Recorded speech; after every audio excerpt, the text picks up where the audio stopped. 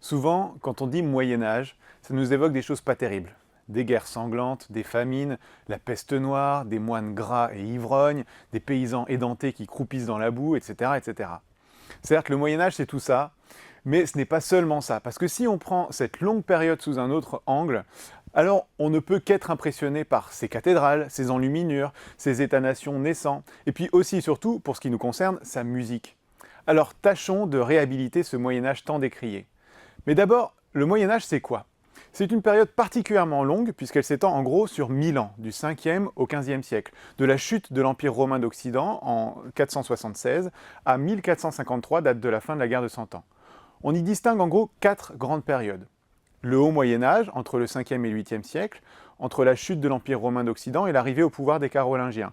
Les jeunes monastères sont en train de devenir les foyers de la culture en Europe, et c'est là que jusqu'au XIIe siècle se développera principalement la musique. La période carolingienne, du 8e au 10e siècle, c'est l'époque d'un renouveau dans la culture en Occident. On va uniformiser les pratiques religieuses et musicales avec le chant grégorien. On commence à noter la musique, et c'est aussi l'époque des premières polyphonies. Bref, une époque d'essor culturel particulièrement marquée.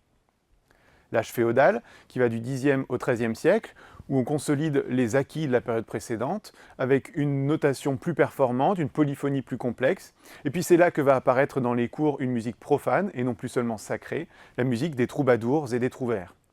Les foyers de connaissances se déplacent des monastères aux villes, dans les écoles, des cathédrales, dans les jeunes universités.